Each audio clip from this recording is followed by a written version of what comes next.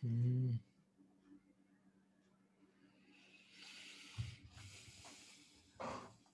Very good evening, sir. Good evening. Good evening.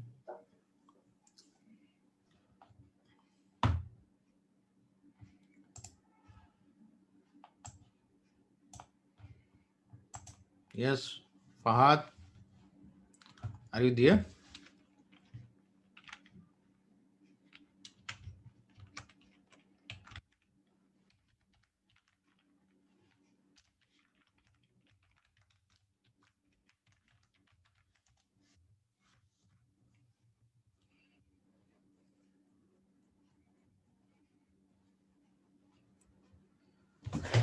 Okay.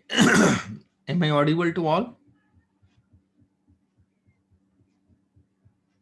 Yes, sir.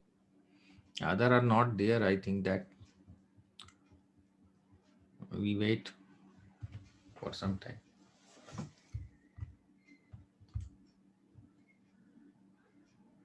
Okay, Fahad. Eilit Artiji, are you there? Afsan, Hussain, Jisan.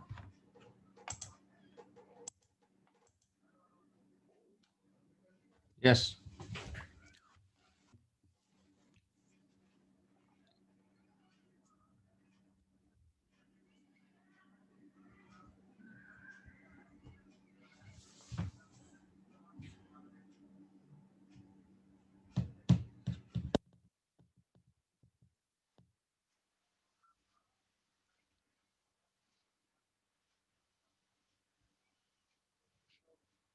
Sir, I think we should start because already Okay. 7:27.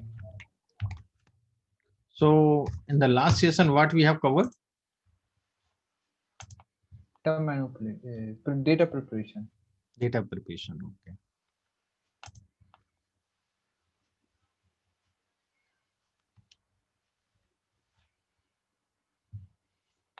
Hmm.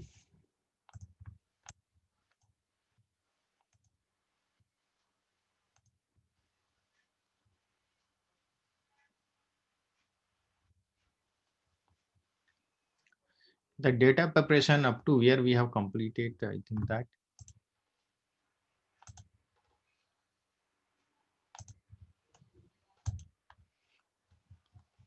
This files combination we have studied. Arthritis we were studying. Sir, I have a doubt in a print function. I print some my data frame, and it has approximately I think 500 rows, right? When I print my data frame, then it only prints up to I think only 90 rows. Hmm. Yes, so not whole data frame is printing. So Hmm. what should we do? It will not print the whole data set. No? Yes, sir. Okay, so yeah, And you could view it. You could view it, that data frame. so actually, I'm not view it. In view, it is clear, but I want to print whole data in my console Okay.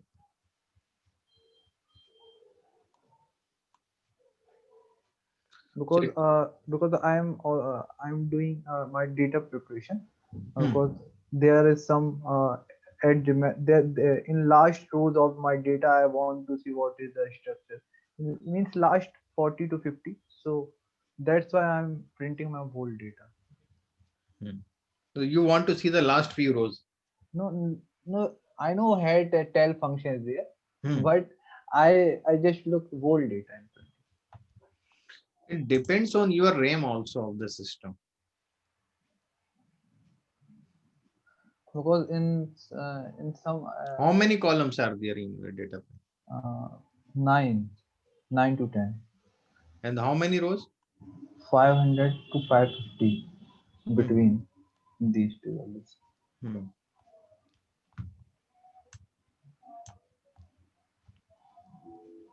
I think this is default. I don't know where is this option. Default option means in ratio. I also search on Google the same query I read on the web pages that there It will are. not print the whole because it will give you like this only. It will give very few Yes, the yes, sir. reach The maximum. read max get option max dot print omitted Hmm. 2070. So where it, sir, this thing is vary from data to data. I have 500, so it is printing 90. Here, Hmm. here 25722 plus 47. So this print, this formatting this. So I don't know what is being happening here. So actually, I just to say whole the data. No, not possible. I have not seen that thing.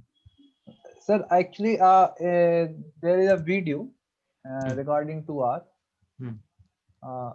I saw in that video that whole the data is printing, but in my R studio, it is not printing whole the data. Hmm. So they have given some option there in that video. No, sir, no, sir. Actually, Then, they are teaching some other thing, hmm. uh, but I just observe it Hmm. in printing of in their R studio. Hmm. The whole data is printing, but in my R studio, whole data is not printing. Hmm. So I think there will be some adjustment which I don't know. So that's thing I want to ask you. Generally, we don't print the data in the console. We just see the view. In the view, you could see the whole data. No, actually, no, sir. Whole view, like this. Here we are viewing 47 observation, right? Hmm. Okay. Out of whole data, Hmm. same data which they are using, same data I have Hmm. in their R console. Hmm. They do not get this note reached max option get Hmm. option. They just type the data frame and whole data are showing in this console, Hmm.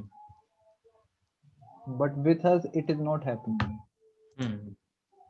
That's no worries, sir. We can discuss in another class, maybe. So just I want to keep your attention about this Hmm. query. So please, sir, let me know. Uh, It is all showing that there may be some default in the printing. yes, sir. Yes, sir. That's the point. What I We could change the print function if you read in so detail. this yes, sir. This thing we can do in another class. I think we should start. I See just there in the print argument return. There you could see that thing. What is the code false maximum levels null with the geodoption with and this thing is given. So you search on that, you will get that thing. actually Okay.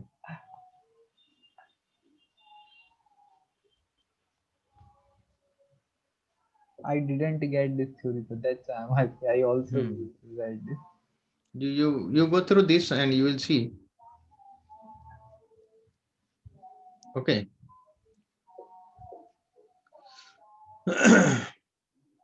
Sometimes this language is very hard to understand Hmm.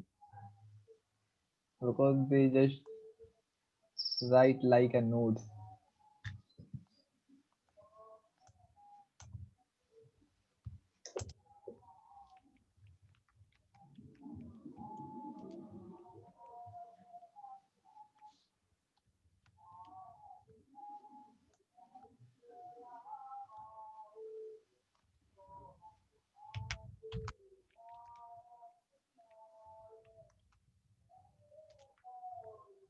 Again, this problem is happening. I also uh, uh, write query, name the data frame, square bracket, Hmm. then square bracket, comma, then square bracket, then one raised to whole means I also did like that. But generally, we don't require this sort of thing. Whatever we see, we could view in that. because the view option is given already to us. You could see here whatever the changes is occurring your data frame. So you could see here there is no need to go in the console, because if you print something in the console and it would be use your RAM of the system. Okay. Yes, sir. So your system may slow down later on. But sir, there is, I think, where is this option of to on or off Hmm? this thing? I don't know where is this option to on or off. What That's why change?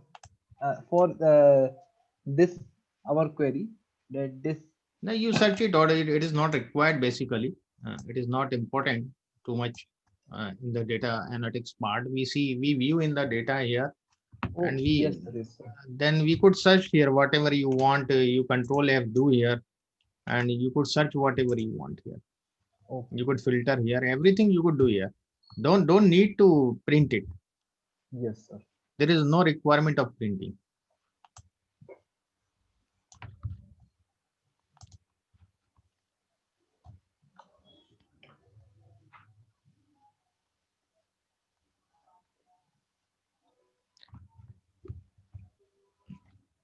We could not go through the whole data. We use the summary of some summary points of the data and we decide what to do.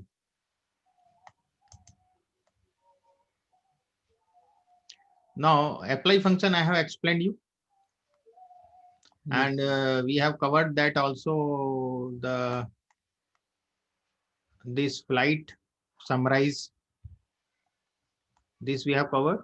Not flight. Hmm? This portion don't didn't cover.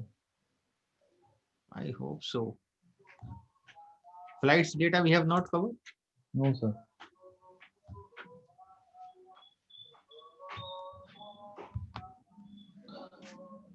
Group by, arrange, mutate, summarize. Yes. From this part, we are going to start, but I think that this we have covered. I feel no, so. sir, no, sir. I I remember this thing you did not cover. Just a minute, just-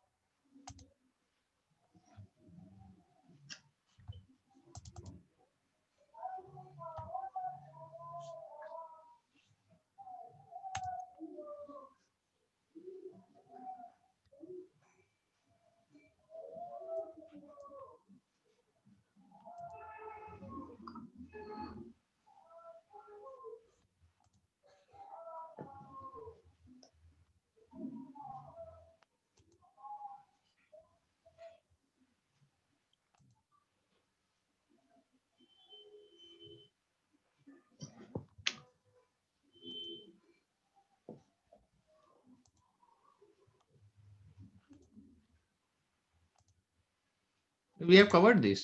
I think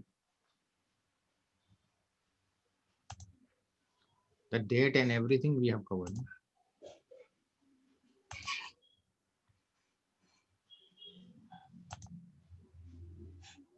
Yes, we have covered it.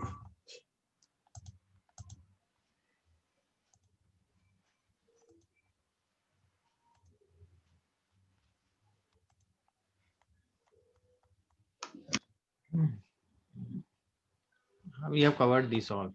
Yes, yes. Time, everything we have covered. Na? In the last session, we have finished it. So the data preparation we have finished. And the next unit, what we are going to start, that is the inferential analysis. Okay.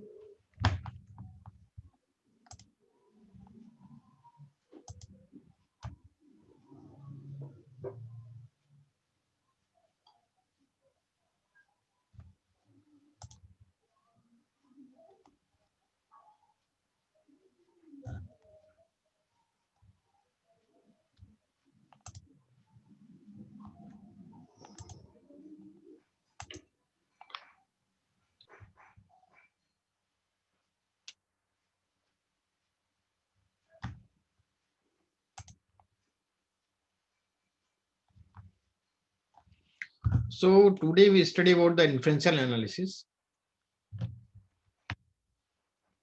and in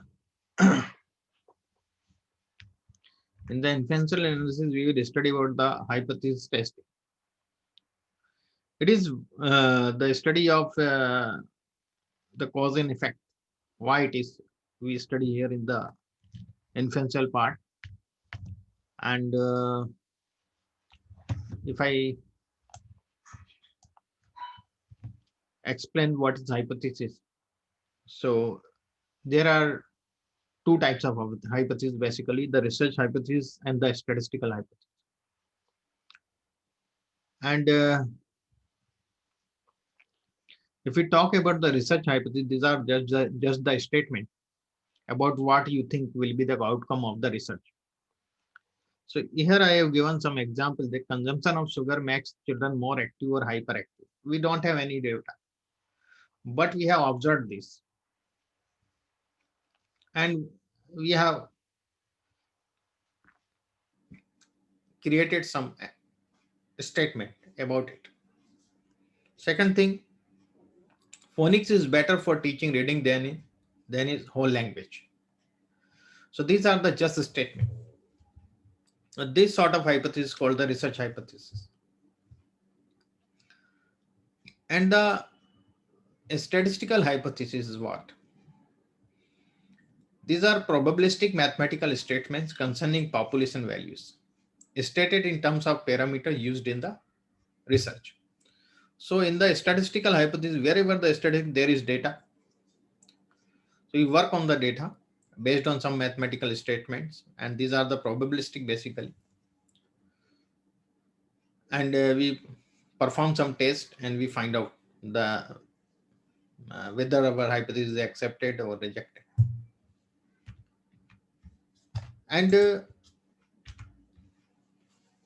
if I tell more about the statistical hypothesis, a conjecture about a population parameter, or in other words, a statement about an unknown population parameter. This conjecture may or may not be true. Conjecture means some sort of assumption. We have assumption about the population parameter. The whatever the statistics of the population is called parameter. Like the population mean is a parameter, population standard deviation is a parameter. But the same sample statistics are all called the statistics. Okay. So the major methods for making statistical inferences about a population. One is the traditional method. Second is the confidence interval. Third is the p-value method. So what we do, we want to test something. Uh, our this statement is true or false. We want to know that thing, but statistics do anything except analyze the truth. We could not analyze the truth, whether something is true or false. It is just our null, our statement is accepted or not accepted. This is the thing only. If your statement is accepted, it doesn't mean that you are true. It doesn't mean that. You know that in a court, you see the judge say the guilty or not guilty. Judge don't say you are a murderer. He did the murder.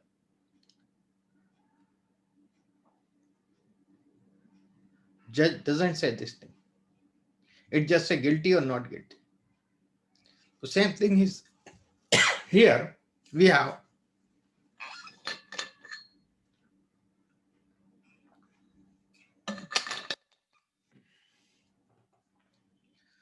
so traditional method. We will not discuss on that much more because it is used by a few business people in the share market or in the fruit hot mandis like the fruit mandi and the vegetable mandi. They use this traditional method. They have some coefficients. They use those coefficients and they apply this. And this is a traditional method. Confidence interval method is a method where we use the t value or the g value or the chi-square value, and as per that we find out the our value is between the confidence interval, then our null hypothesis has been accepted.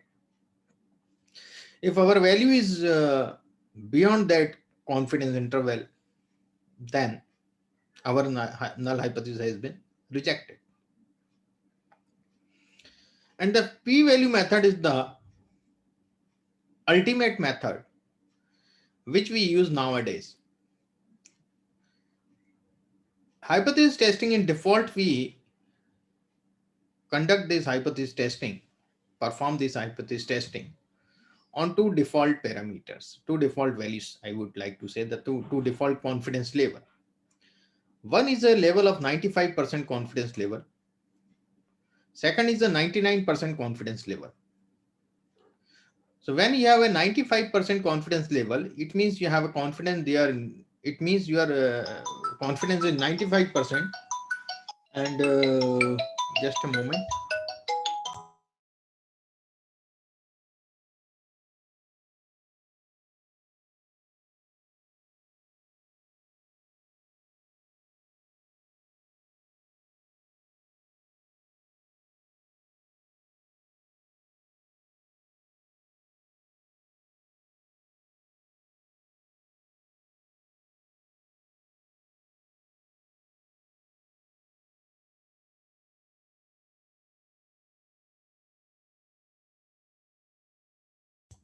So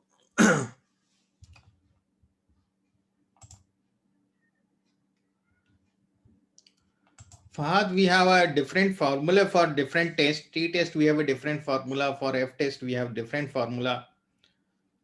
And then we see in the table where we get the p-value. Okay, as per the value of t and the degree of freedom, we get the p-value. So here in the R or in the other, whatever the software nowadays you are using in the statistical analysis like SAS and R, Python and SPSS, we get the p-value ultimately along with the p-value also. So if our p-value is at the 95% confidence level, I was telling you that, it means you have 95% confidence that your null hypothesis is true. That is your confidence. Or it is accepted or rejected depends on the test. So you perform some test as per the requirement. And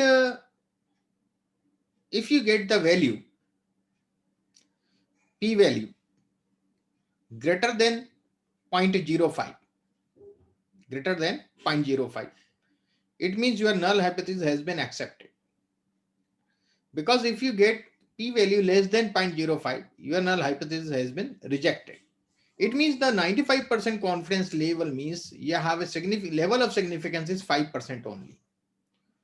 So the 5% chance of rejecting your null hypothesis. So that is the less than 0.05. If the value is less than 0.05, it means your null hypothesis has been rejected. So it is for the 95%. If the 99% confidence you have that your statement is true, your null hypothesis is true, then you take the confidence level of 99% and then you perform. If your p-value is greater than 0.01, then your null hypothesis has been accepted. And if your p-value is less than 0.01, then your null hypothesis will reject it.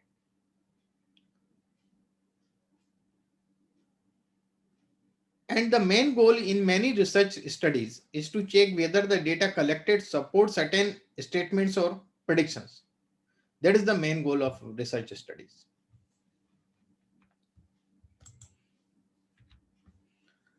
There are two types of statistical hypothesis. One is the null hypothesis, second is the alternate hypothesis. So null hypothesis denoted by H0, while the alternate hypothesis may be denoted by H1 or HA. There are three types of tests we perform basically.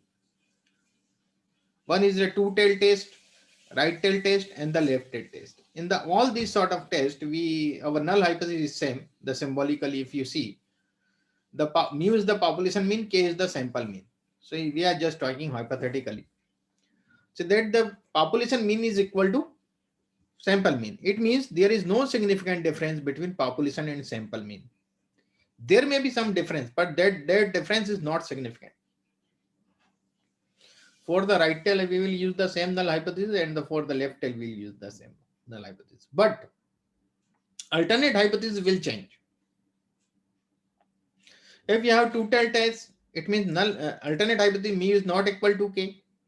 It means there is significant difference between population mean and the sample mean. And in the right tail test, you will see that here mean is greater than k. It means there the population mean is greater than the sample mean. And the mean is smaller than k, the population mean is smaller than the sample mean. So this is the alternate hypothesis statement would like this.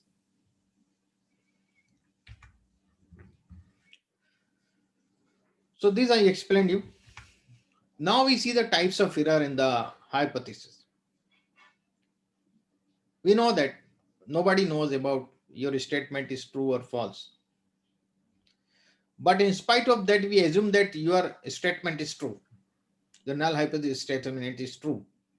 And while testing, it has been accepted. Your null hypothesis is true and accepted. Then what would be? It is a right decision or not? Is it right decision? Yeah.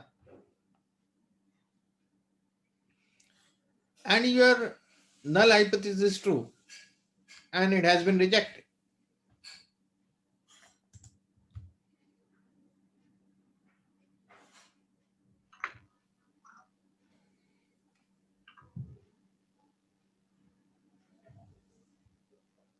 Sir, please close the right bottom notification data science receipts. This one. Thank you. So if your null hypothesis is true and it has been rejected, means it is a wrong decision. Yes, sir. And it is some kind of error, it means in your test.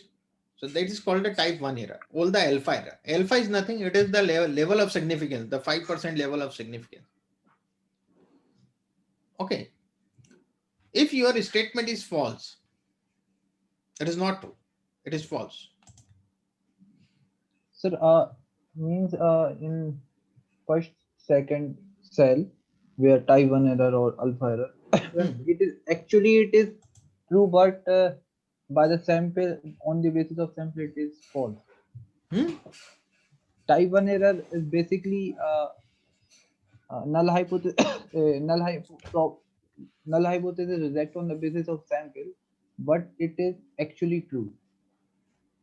It is actually true and it has been rejected. Okay.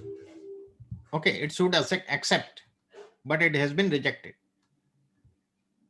So it is a type 1 error if your null hypothesis is true. Means it means if I get such type of rare events, means which do not follow up our null hypothesis. Rare events which do not follow our null hypothesis. That's why we are rejecting it. Okay.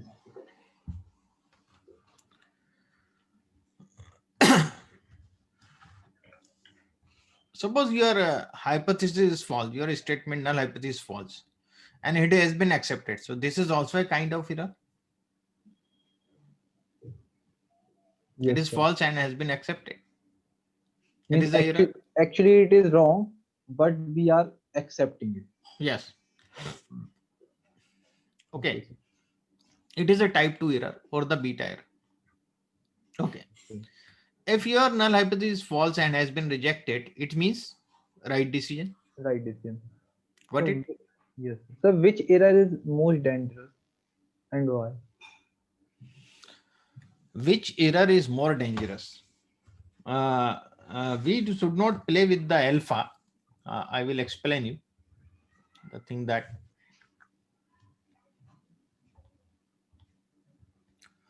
suppose we have a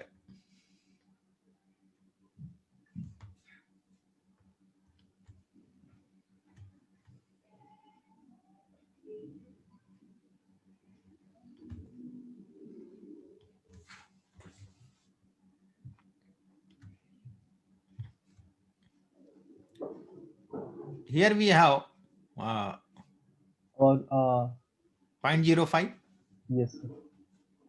and here we have 0.01. 0.01. If Suppose your p value it's less than is 0.05. 0.32, 0.032, Yes, sir. 0.032. It is less than this Yes, sir. and greater than this. Yes, sir. So first you have decided I will perform my test. I will take only the 95% confidence level I have on this statement. Yes, sir. And you have 95% confidence level, and it has been rejected because you got the value 0.032, which Yes, is sir. less than 0.05. Now what you do, you switch to 99% confidence level immediately. Okay. No, I have 99% confidence level. So then your previously it was rejecting, now it is accepting at 99%. Yes, sir. It is accepting. Now it is accepting because it is greater than 0.0501. Yes, sir. We are not 99% confident that Okay. we should reject. So yeah. Suppose it is your confidence. It is your confidence. You have switched from 95 to 99. Yes, sir. Okay. Suppose your this null hypothesis is false, and you did this activity. You did this activity. It means previous your response previous it was right. Yes, sir. It was false and has been rejected at 95%. Yes, Got sir. it? It was Yes. false and rejected at 95%. So it was the right decision previously. Yes, sir. Now you have taken 99%. It is false and has been accepted. You are here, false and accepted. Means type 2 error you have done. Yes, sir. Okay. So these errors are complement to each other. If you reduce the alpha level, we have reduced the previously we have the alpha level 0.05. Okay. Second Yes, time sir. we have taken the alpha 0.01. Okay. And when you have reduced this alpha level, it means the beta error will increase. The beta chance of beta error has increased or not? You have seized here, you have reduced the alpha, then the beta error has increased or not? You see, it comes in the category of beta error Yes, sir. because the your false hypothesis now chances of acceptance is increases because Yes, you sir. have expand the region. Increases. Right? Understand? Yes, sir. So it has been increases. It means when you reduce alpha, beta increases. If you reduce alpha 0.05 to 0.1, beta increases. Got it? Yes, sir. And 1 minus beta is power of test. Power of test. Whatever test you have performed, it is mentioned by the 1 minus beta. There are beta calculation of beta is not a simple task. There are so many things we have to consider. Some are the subjective things we have to consider along with the quantitative. So it's not a very easy task to compute the beta value. Understand? Yes, sir. It's only compute when you produce some test. If I produce some new test, okay, generally we apply the test. Understand? Yes, sir. Producing of test and the apply of the test is a different thing. Okay. When you produce a test, then you have to measure this beta, power of beta, power of test. Power of test is required. That is 1 minus beta. Then you will only measure the beta. So if you decrease alpha, beta increase, and the 1 minus beta, what will happen? It will decrease or increase? It will decrease. Decrease. Understand? So Yes. as you reduce the alpha, the power of test will also reduce. Power of that test will reduce as we reduce the alpha. Understand? Yes, sir. So alpha is very, very important. Whenever you do the study, you select the alpha. Okay, got it? Yes, sir. So it's also when you have a very small data size. Sometimes in the some study we didn't get much data. We get very small data like 16 observations or like this only. At that moment, our confidence level should be high of your hypothesis statement, on your hypothesis statement. Got it? Because you have a very small data size. You should be more confident about the statement, on your statement, what you are making as a null hypothesis. Got it? Okay. It means you have to work on 99%.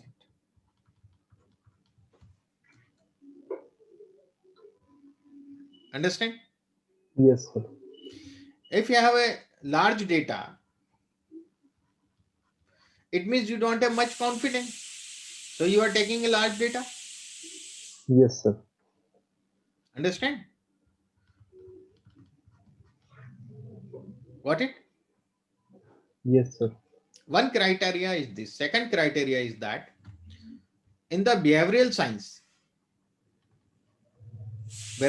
you know that the psychology, social science, political science, okay, management, these are all behavioral science. So in behavioral science, we take the confidence level of 95%. Why? Because it changes. Because it is the behavioral science. The food habits and everything are different. It is an individual difference you will get there.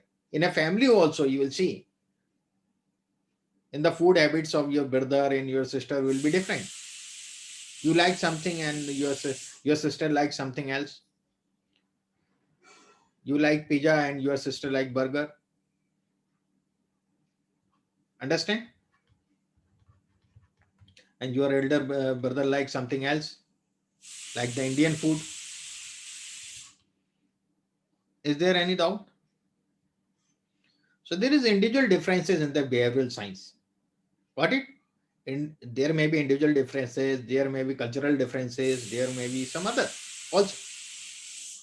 So we are not much confident about the data or the responses what we are getting. Understand? So we take the 95% confidence level. But when we work on the pure science is what? Physics, chemistry,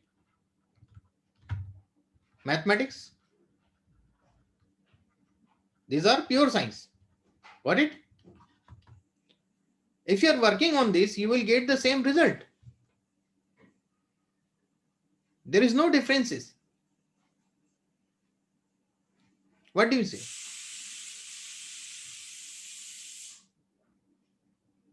So here we get 99% confidence level. Work with 99% confidence level because you are working on the pure science.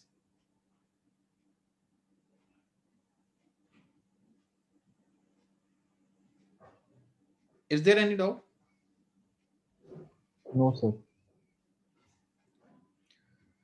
So that's why we have two criteria. One is small and the large sample, and second the behavioral and the pure science. Okay, it's everything we have to keep in our mind when we select a alpha level. That is very important thing. Okay, we could consider some other alpha level also. It doesn't mean that you have to take only 95% and the 99%. These are default. You could take the 90%, You could choose the 99.9%. It depends on how confident you are. Okay. But in default, they have given two values, 95 and the 91. Okay. Because otherwise people may, you know that some people say we have the 200% confidence. 200%, where does it come from? 200%. Yes, know that. Some say 101% correct. How it may be possible? Is it possible? I am 101% confident. Not possible. So they have decided 95 and 99.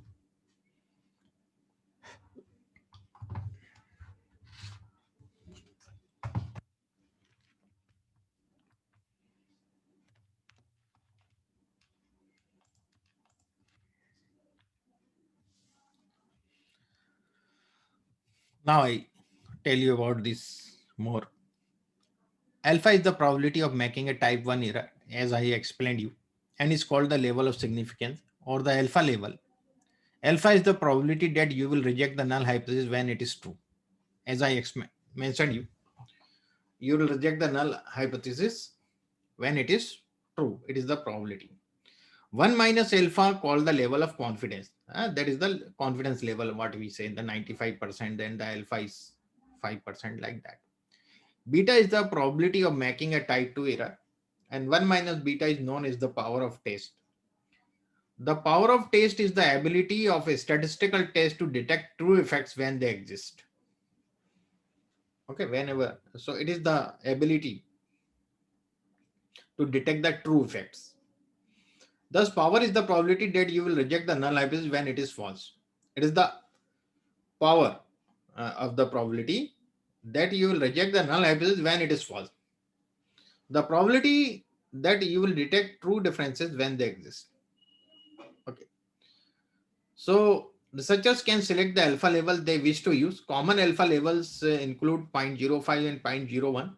Beta and power are controlled indirectly through the sample size, the alpha level, the strength of the treatment effect size, the amount of variability, and in particular error variability. So it depends on these all. Now choosing an alpha level. The alpha too large, you will commit too many type 1 error. If alpha is too large, if you are taking the 10% alpha, okay, you are taking the 10% alpha, then the area will be reduced, and for committing the type 1 error may chance of committing the type 1 error will increase. Make alpha too small and you will not have enough power to detect true effects when they exist, as I explained.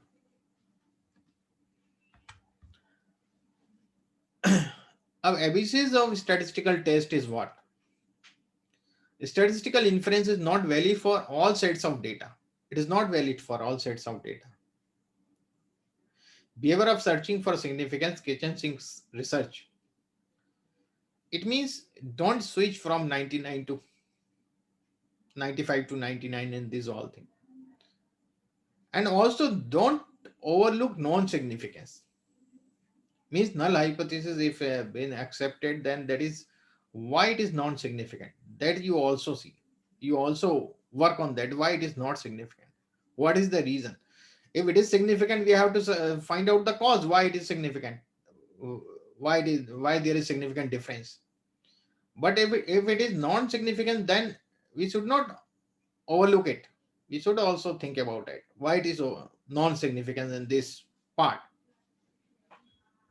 The significance means our null hypothesis is rejecting. Yes. Our null hypothesis is rejecting. Okay. Suppose we have a two section in a school of class 10th standard, section A and section B. Okay. And we find out we want to know there is a significant difference in the mean marks of the student, mean marks of mathematics of the students of section A and section B. Is it clear? So first we calculate the mean marks of section A, then we calculate the mean of marks of section B, then we find out the difference of this. and then we divide it different by the standard error, and we get some value. And then we see in the table and we find the p-value. So if our null hypothesis has been rejected, it means there is significant difference in the mean marks of mathematics of both the section students. Understand? So if there is significant difference in the mathematics marks, then you will find out what is the cause, why it is so. The section A students are getting more marks than section B. What is the reason behind that? There may be the faculty, the teacher, the who is teaching there, they are different. So there may be difference in the teacher. There may be difference in the students itself, because in the B section there are low IQ students. The A section there are the higher IQ students. It may be also, and there may be some hidden reason also. The period of mathematics. Is it clear? Yes, sir. If the period of mathematics is after recess, then it would be go dull. So that may be the reason. That is the hidden reason. The statistics gives us so many things in the result, but hide the important one, which you have to search it out. Okay.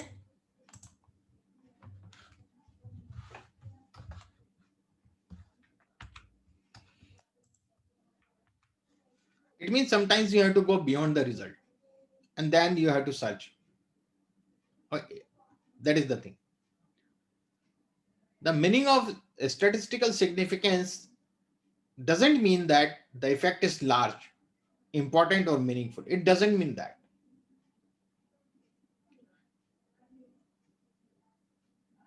It may be, we could say that it observed result is unlikely to occur by chance alone.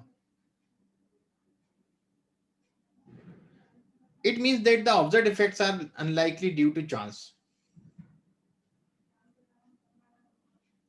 And it means that the results are reliable and likely to be repeatable. The fourth point is important. It means that the results are reliable and likely to be repeatable. If you have the 95% confidence level and your null hypothesis has been accepted, it means the 95 times out of 100, your hypothesis, if you take the sample from the same population, you will take the different sample, you will get the 95% the same result, and the 5% may result adverse. Got it? Yes, sir.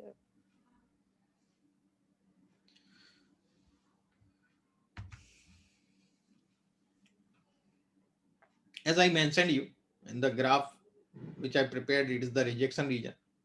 In between there is a acceptance region.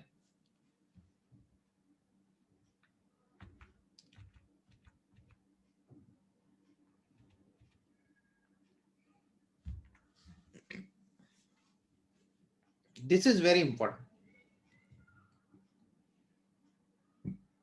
Given random sampling and the sampling distribution of the mean approaches a normal distribution as the size of sample increases. Even if the population distribution of the row scores is not normally distributed, the central limit theorem states that the sum of the large number of independent observations from the same distribution has an approximate normal distribution. And this approximation steadily improves as the number of observation increases. We can demonstrate relatively with R. I will explain you later on. What does it mean by the central limit theorem? And we will choose an exponential distribution, and then we see what happens when we find out the mean and we make the graph of that mean. We see it is a normalized graph. Sir, can you please go back previous slide? Previous. One more. One or two, three more. This one.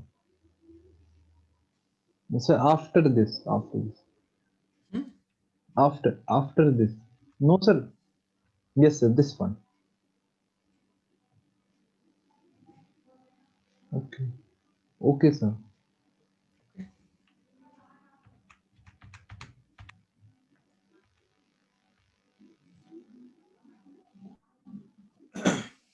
I will explain that on later about the this with R, so you could better understand what does it mean. Okay, and we have the test of normality. We have the various tests. Mostly we use the Shapiro-Wilk test for the normality testing, and also the Anderson-Darling test we also use for that. There are many tests.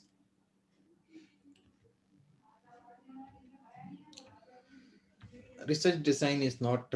It is a theoretical basically. Now we see the parametric and non-parametric test. What are the parametric test? What is the non-parametric test? If the information of population is completely known by means of its parameter, then a statistical test is called a parametric test. Suppose if you have to toss a coin, what outcome you will expect? What may be the expected outcome when you toss a coin? Either head or tail. Correct. So we know the population parameter. Correct. So uh, so this thing is a population parameter. We could say that. So if we know the population parameter, that is called a parametric. Then we apply the parametric test. If we don't know the population parameter, the population mean and the population mode of that particular thing, then we say it is a non-parametric test. If there is no knowledge about the population or parameters, but it still is required to test the hypothesis of population, then a statistical test is called the non-parametric test. In the parametric test, we have the G test, T test, F test, ANOVA, chi-square test. So do you know something about the G test and T test? Yes.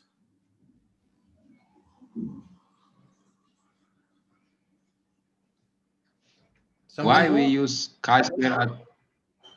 Chi-square, Why we correct. use the chi-square test at both place? Okay, most of the places chi-square test. And the G test and T test? Yes. Compare for the means of the population, Hmm. large sample and a small sample respectively. Okay, Like before treatment and after treatment. correct. And if the number of samples are less and if Hmm. the number of samples are more, accordingly we use Z test and T test. Okay. What is a major difference in the these two tests? We know that as per the number of sample size, we know it is less than 30, then we apply the T test, or the more than 30, we apply the G test. We know it's a very, uh, but something else from the statistics. I will give one homework in the next session tomorrow. You sort out the response of that. Okay. With respect to standard deviation, you find out the difference. Understand? Yes, sir. Yes, sir. You search it out on the net or wherever. With respect to standard deviation, the difference in the G test and the T test. Okay. So that is your work. You have to do homework. F test is the ratio basically, ratio of the variance. Okay. ANOVA is also a part of that. F test, the modified way of the F test is the ANOVA. Chi-square test, we have three uses of this chi-square test. One is the goodness of fit. Second is test of independence. And third is the association. So two is very, very popular. First two, goodness of fit. Suppose you have some data and you have given some probability of the distribution. So whether this data what you have got, it fits in that probability distribution or not. Okay, so that is called a goodness of fit. Test of independence, we have the both variables are the categorical in the way. So that is a test of independence. The both the variables are the, suppose the gender and the SES scale, socioeconomic status. We want to see they are independent or not. So the in the some organization or the some school, the boys and girls are there, and the SES scale is the medium, low, and high. SES students are there. So both the variables are uh, independent or they are dependent. The girls are from the low SES, boys are from the high SES. This sort of thing. Got it? So that is the test of independence. So chi-square test, you see here, we see in the parametric and the non-parametric both, because it is based on the frequency. So it is both sides. It is not based on the value. Then we have the Mann-Whitney test, Wilcox test, Duncan test, Kruskal-Wallis test. So many tests we have in the non-parametric. In the parametric, we have very limited. Parametric analysis to test group. Yes. Chi-square is depending on the base of the frequency we categorize as a parametric and non-parametric. So if how many is frequencies in the parametric and how many is non-parametric? The chi-square test. You are asking about Yeah. chi-square test? So it is Yeah, a both. yeah. It is a both sort of test. It is the just like you have seen the periodic table of the chemistry. Periodic table of the elements of the chemistry you have seen. In the chemistry there is a periodic table. Periodic table we have studied in the school time. Yeah, yeah. So there is, you see, there is a metal and non-metal. In between that there is a metalloid. Yeah. So the chi-square test is like that. It is both. It is the boundary of that. Okay. So we could say it may be parametric or maybe non-parametric. Okay. It is the both. So parametric analysis to test group mean. Whenever we have a parametric test, first thing is that whenever we use the parametric test, we have a special assumption about the population. We assume that the population is normal. This is our main assumption when we perform the parametric test. If our population is normal, when we rely more on the mean, understand? We rely on mean in the normal population. So the parametric analysis always be analyzed on the test group mean. Okay, it is based on the mean. While the non-parametric test, there is no need to see any assumption about the population distribution, whether it is normal or skewed. You don't have to look after that. Okay, because it is based on the median. Non-parametric test is based on the median, group median. So whenever you have a skewed data and it doesn't mean that your sample is a skewed, but normal, your population may be normal. You are getting my point. You have taken a sample and you see the distribution of that sample in a histogram. You make a histogram of that and you get it is a skewed. So then what test you will perform on that?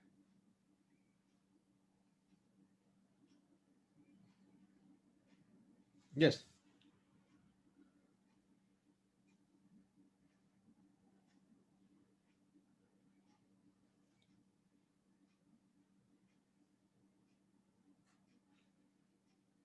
What test you will perform?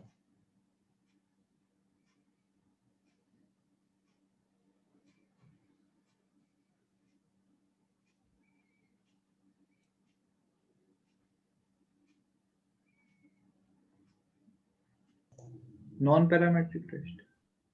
Population is normal. Your sample size is skewed.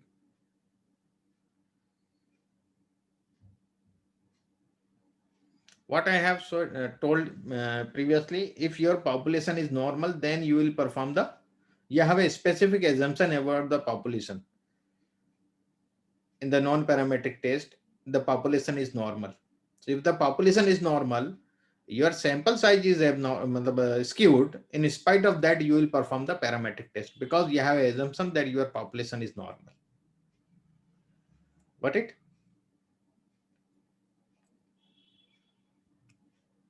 So please explain one more time. For example, height, sir.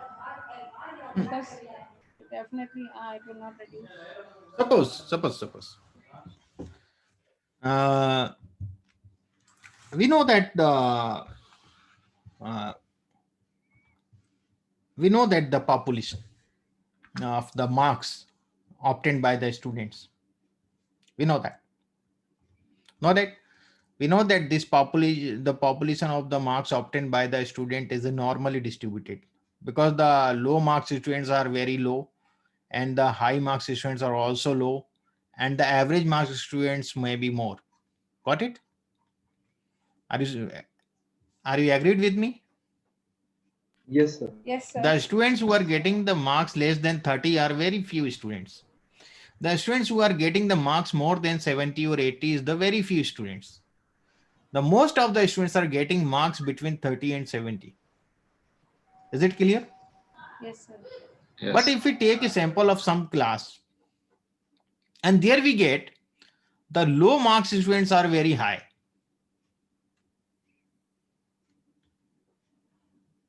Got it? And this way we get the distribution. So it is a skewed. This distribution is skewed of this sample. But this sample is taken from this population. Okay, this is a school. This is a particular section of a class. Some section may have this sort of also. May get the more marks students are higher in the some section. Or in some particular subjects also. So these are all from the same population, and we have that this population is the population distribution is always normal with the marks of the students. We know that. And if you are comparing these two two sections, section A and section B, then what test you will apply?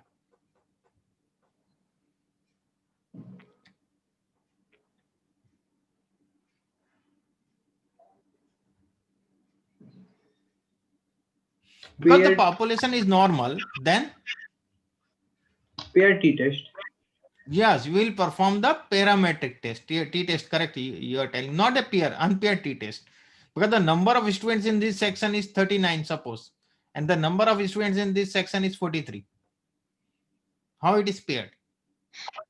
The students are different, no? Students are different. They are not the same students. If you are comparing the marks of there is a marks of different subjects. Suppose this is the marks of mathematics, and this is the marks of science, and we get this distribution. There's some here the positive and positive distributed, here the negative distributed. But here is the same students are there in the science and mathematics. Then it would be a paired t-test. Correct? Yes, sir. The students are same. Is it clear? Yes, sir. Where we use the paired t-test. Okay.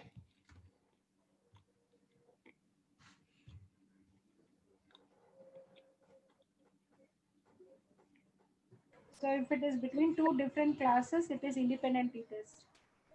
It is independent t-test. Yes. It is for the same student with different subjects. Then it is paired t-test. Okay. Okay, sir. Okay.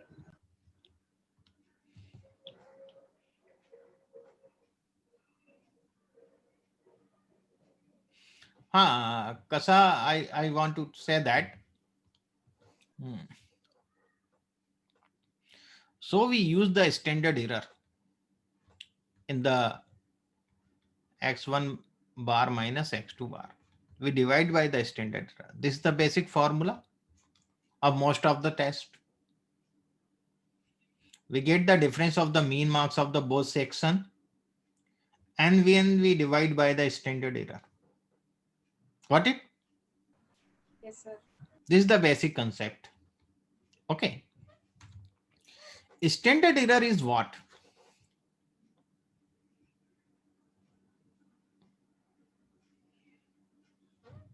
Standard error, because you are in a population, you are getting some sample S1.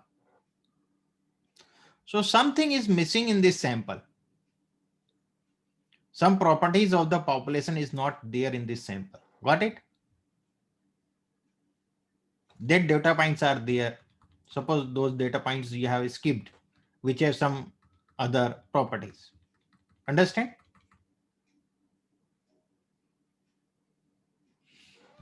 In the sample 2, there is also something missing. When you are choosing a sample, random sample you are taking from a population. And whatever you are missing, that is called basically the standard error is concept is behind that. That is some sort of error. So I will explain you that is standard error, how we get it. Suppose we have a data X and we find out the standard deviation of different data, and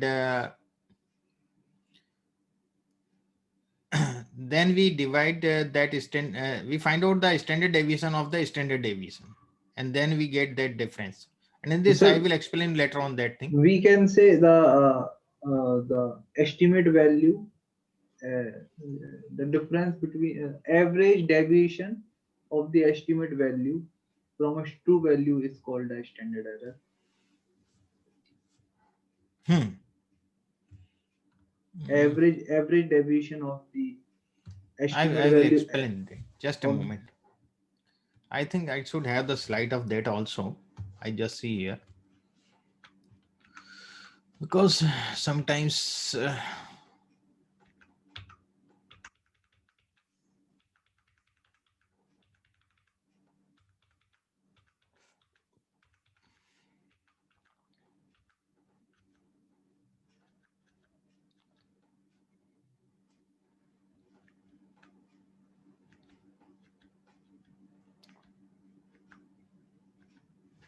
just a moment.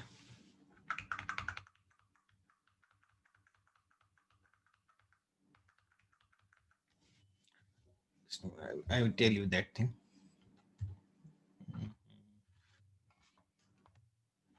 Hmm.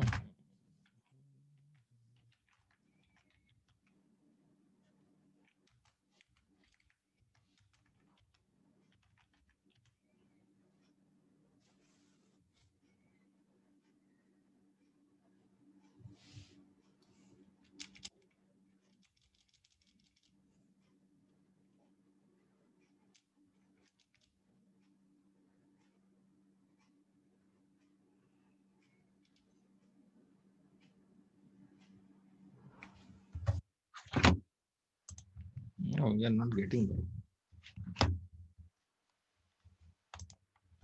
Just a moment. See in the R, there may be that.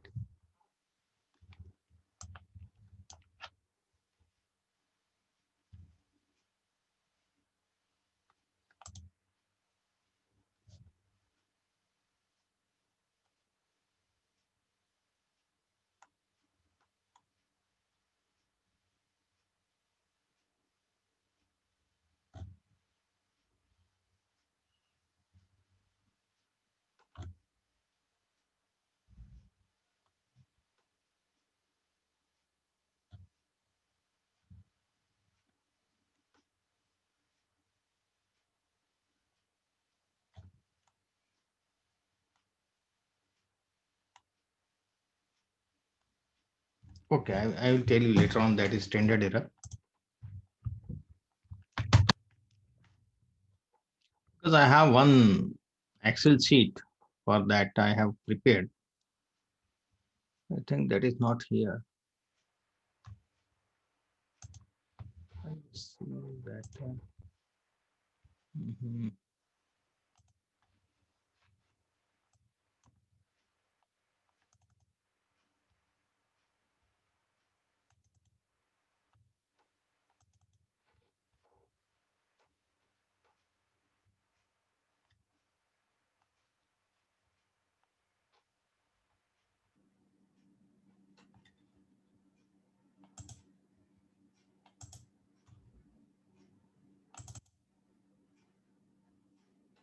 I just look at this. If it is we get, then I will tell you. Sensor income difference between method and function. Bank code, adult binary cars are there. United folder.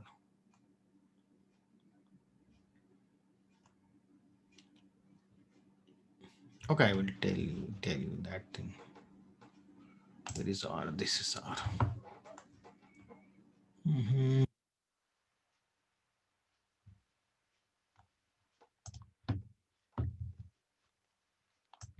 Okay, first I tell you about the center limit theorem. This is the script for the center limit theorem I have created. Poisson distribution, you know that? What is Poisson distribution? Poisson distribution is one of the count of distribution.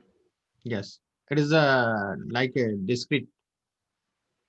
Yeah, it is discrete.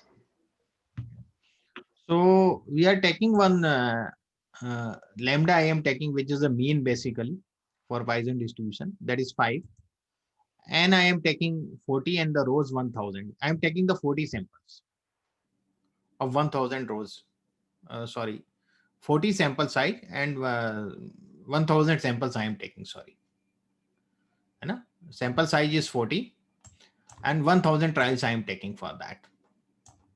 Okay. So We are taking 1000 samples of no, samples. 1000 times 1000 samples we are taking of 40 sample size. Yes, sir. Get it? From a population. And random Poisson I am making, n is 40 into rows is n into rows. It is near about 40,000. The n is 40 and the rows is 1000. If we multiply this, what we will get? 40,000. Yes, sir. And the lambda is 5. You know that I have selected. Is it clear? And I run it. Now I draw a matrix. So you see here I have got that sample integer 1 to 1 lakh. This I have got it. Got it randomly.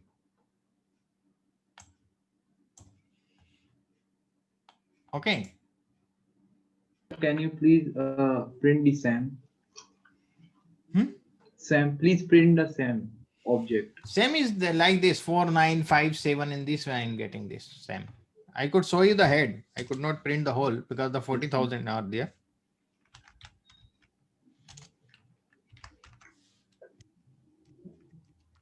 This is my SAM. Okay.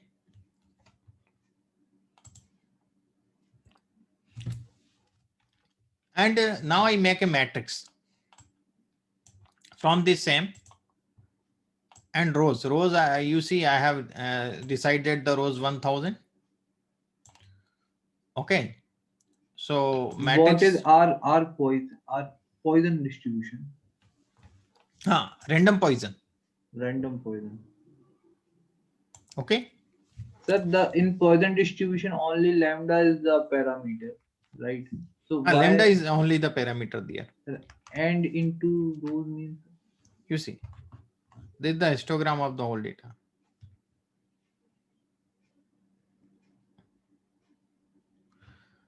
But it is the histogram of the total data, 40,000. But I am taking the 1000 sample of 40 size each. So I have created this matrix.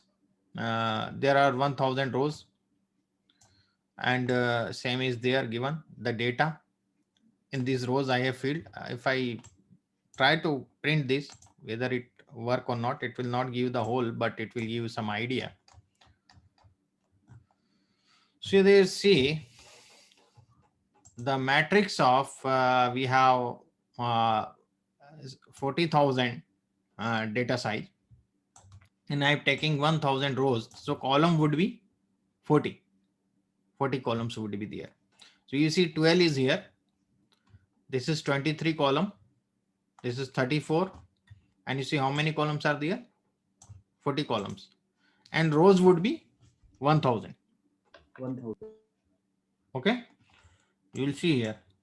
It is the 25 rows and the 75 rows omitted. But they are there, but it is not showing us in the print. Got it? Sir, I didn't get the structure of the rpoise function. Why are we taking n dot n multiply row? Lambda is clear. Lambda is the parameter of the polynomial function. It is the 40,000 I could write there also. Instead of this, I could write the 40,000. Okay, 40,000 values we are taking from the Poisson distribution whose parameter is 5. Oh, correct? Yes, sir. Because of 40 this and the 1000 this, so 40,000 I will get.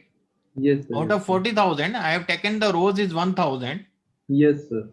Okay. And the data total data is 40,000. Same is 40,000. You know that.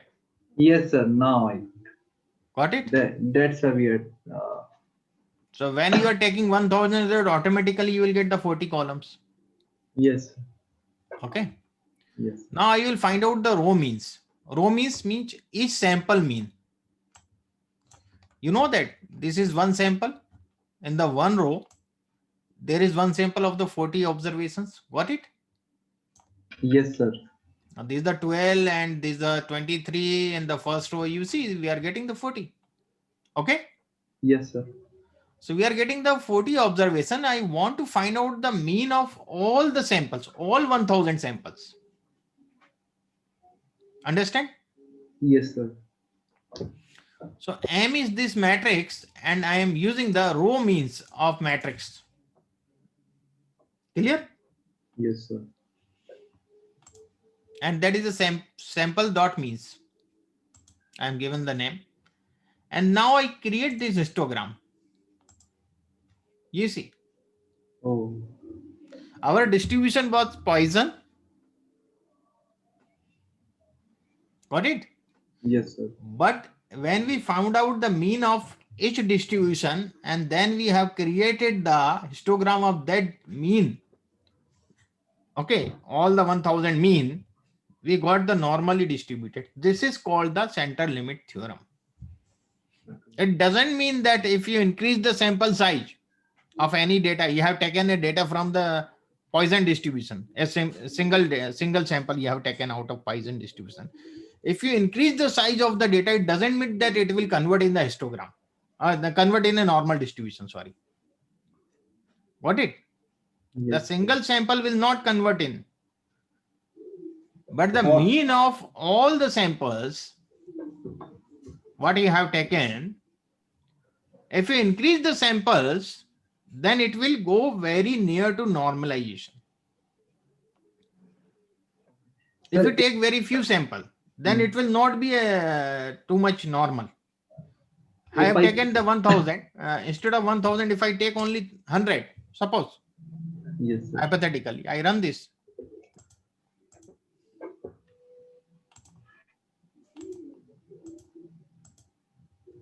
Is it normal now? Not perfect. It is not that much normal. If I increase the size, I take the 10,000 instead of 1000 now. And I run again.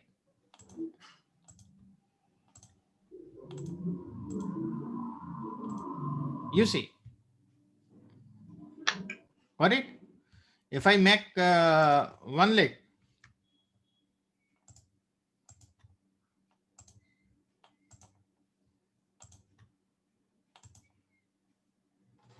It is going to be more normalized if you increase the size. Sir, please fix the rows value and vary the n size. This size. Yes, sir. Please vary it. 5, I think 5, 10. I take 80. Just double of that.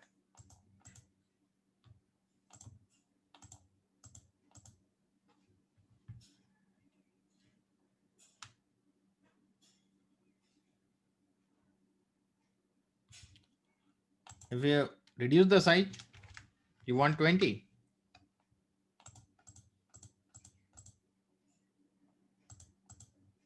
This is. If we reduce the value of n, then we getting more normal. More normal because there is a small data. No? Yes, sir. It is a small data. You will get in the 20 values, you will get the mean. Many times you will get the same mean. No? In the 1000 times you calculate the mean of this small data. 20 observations. Yes, sir. That is But- a center limit theorem. Got it? Okay, so center limit theorem says whatever we have distribution, if we increase the number of samples, not the sample size basically, then our given distribution tends to normal distribution. Huh. So what is the importance and practical significance of this center limit theorem? The mean of any distribution. The distribution of mean of any distribution is normalized. Okay. Huh? Okay. Will be normalized if you take more and more samples. We have taken the 1000. If we take the more 10,000, 1 lakh, 1 crore, 1 million in this way, then got it?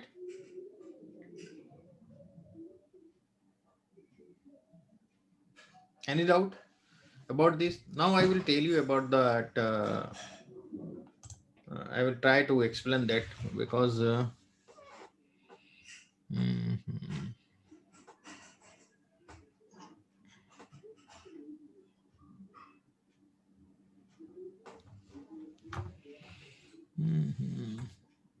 have done that, but I am forgetting that we are how we have taken it.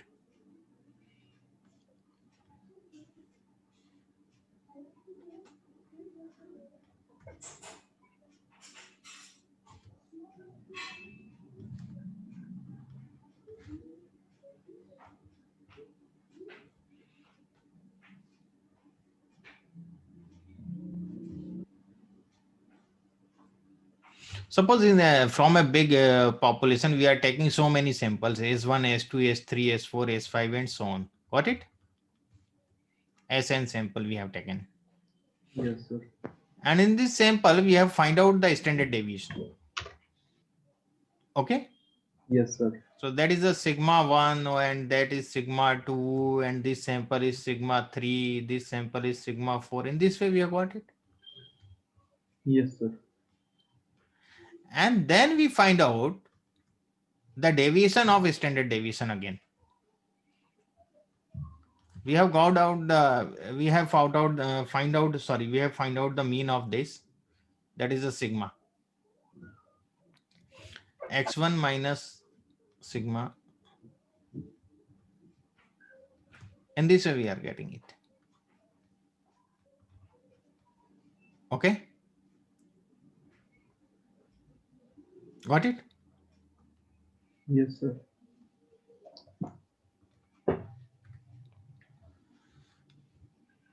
This we have got. Now what we do? In the standard deviation, what do you do? We find out sigma or x minus x bar square over n or n minus 1. Some people take n or some people take n minus 1.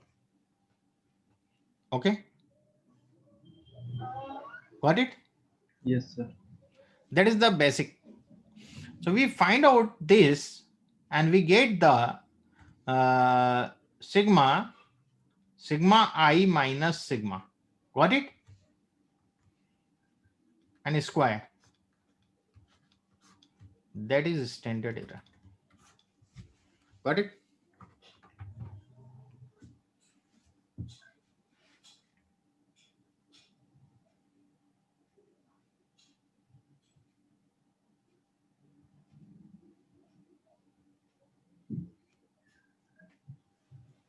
We are taking all sample randomly, but we don't know how many sample we should collect from that population. Is there any measurement to how many samples you will get out of that population for finding out this standard error? Some people may take the 10 samples, some may take 15, some may take 1000. Yes. There is no criteria.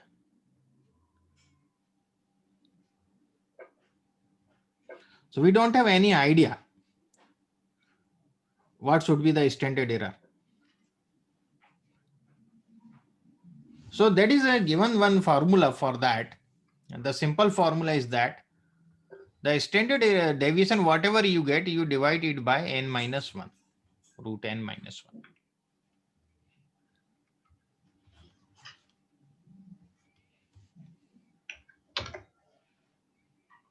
Sometimes people take the standard error, standard deviation by this formula. Then you have to divide by root n only. There is a contradiction.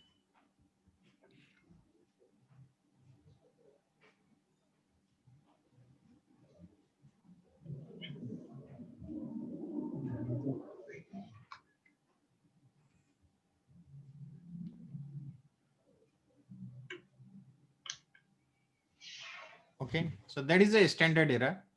I will show you that. Just a moment. I will show you that with you know that empty cast data. Are you aware? Empty cars. Yes, sir. Everybody knows it. Yes, sir.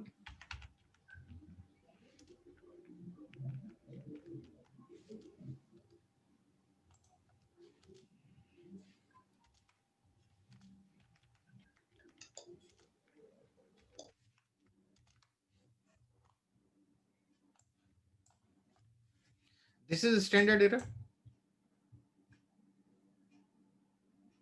This is 1.07, and what is the standard deviation?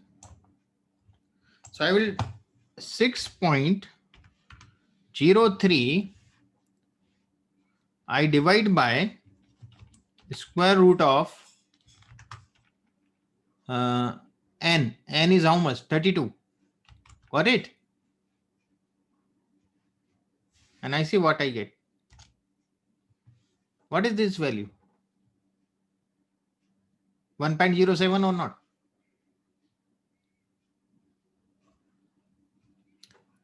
Got it? Yes. This value you got? Similarly, if you take this 1.79,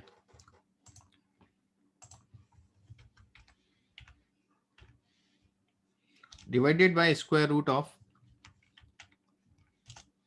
32. You see here, if you take the round off, we will get the 0.32 or not. Getting it? This is the standard error. So this is they have taken one measurement after doing so many calculation, because we could not have an idea how many samples we should take, and then how we calculate it. So this is a simple procedure. Okay.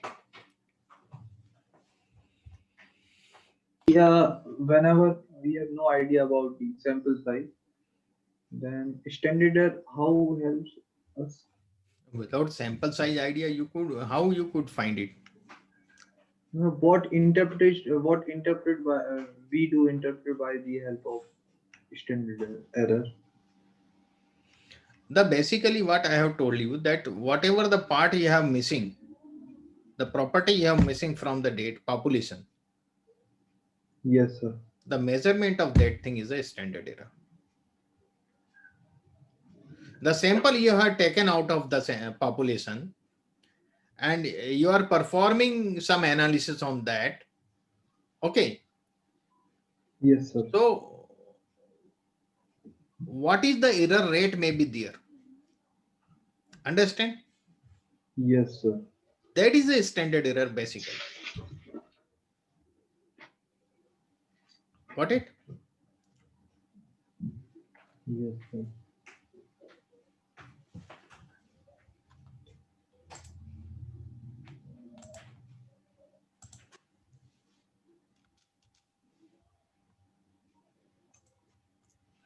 So I think it is sufficient for today. Yes, sir. Okay. Tomorrow we cover more theory on inferential analysis. It is not a small chapter. The 2 or 3 days theory is there. Okay. And one question I have asked, I have given you one task. You have to search that out about the t-test and the g-test with respect to standard deviation. What is the difference? Okay. Okay, sir. What help you want, Amjad in a box plot? Sir, can you hear me? Yes, yes. Sir, I have a problem. May I share my screen with you? Yes, I give you the permission. Just a moment. Uh,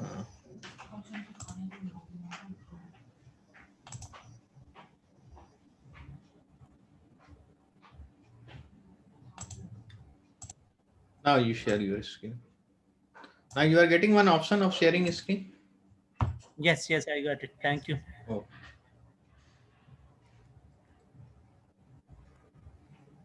This is my data, and these are the histograms. But I have problem on the y-axis. I cannot have, for example, in electrical conductivity, I want to include the units, that is ds per m. But I cannot get the plot as well as the unit. just a moment. First, I see this. This plot you are making. Yes. For example, I need to put a unit in front of pH. So I cannot get it because the password is not working, the code. Code is not working this. Just like this one. For example, I type it again. Here I want to change the pH with electrical conductivity on y-axis.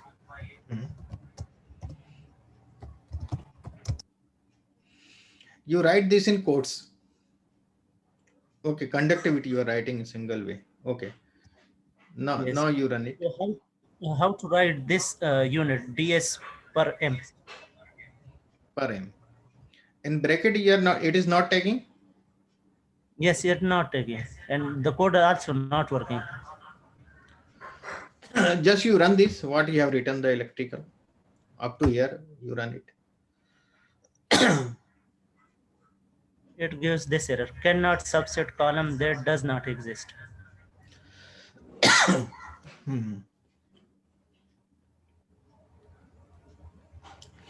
Because you have taken the pH value. You have not taken the electrical conductivity column on the y-axis. You see what you have taken in the y-axis. I have taken I have taken in the second command. I have taken on the y-axis electrical conductivity. So you cannot subset columns that don't exist in the x column. In the x column is what we have. Okay, X column is commune. Okay, just a moment.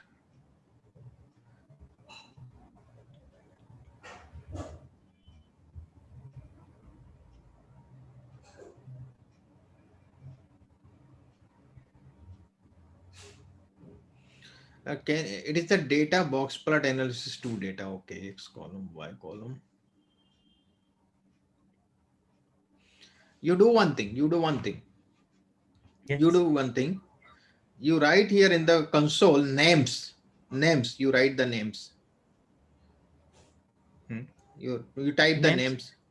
Names you Yes. write in the console. Console. In the console here at the down. The console prompt sign at the last. Yes. Here you type names. And NAMES. Small. Whole small. Okay.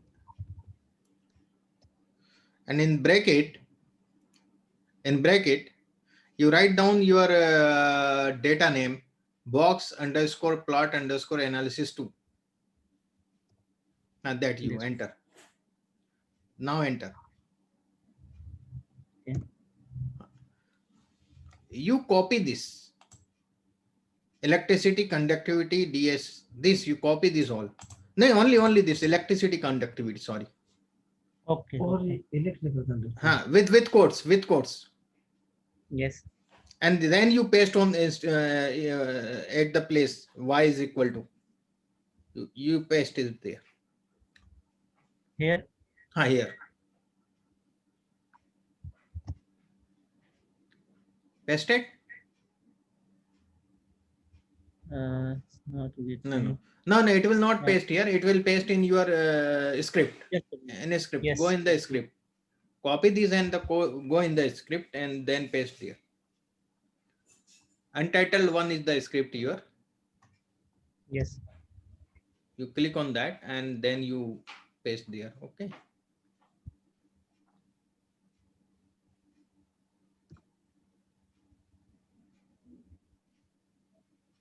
What are you doing? You are pasting here. No. No, untitled one. Untitled one here in the top. You have a script. Untitled one near the data set. Okay, I got it. Got it? It is now. Yes. It is Yes. working. Got it? Yes. Thank you. Thanks a lot. Okay.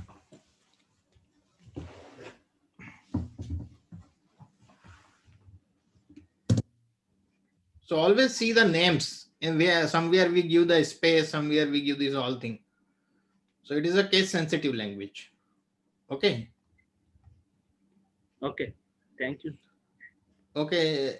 If someone has any doubt now. Sir, please send the notes of the previous classes. Please. Okay. Today I am sending just. Yeah. I have downloaded it. I will, because in the daytime I was doing, at that moment the Google and the YouTube was crazed today for half an hour. Okay, sir. So the worldwide it has been crazed. First time I have seen that the Google has crazed. So I was just doing that thing at that moment. So I could not upload my video on the YouTube. So I will just upload those videos and then you could take it from that link. Okay, sir. Okay, thanks everyone. Sir, and today's PPT was also very exhaustive. You please upload it, sir. It's very exhaustive. PPT this. Today's. Yes, sir. Inferential. Yes. I will. Please. Don't worry. I will do it. Thank you, sir. Thank you. Thank you, sir. Thank you. Okay, thank you.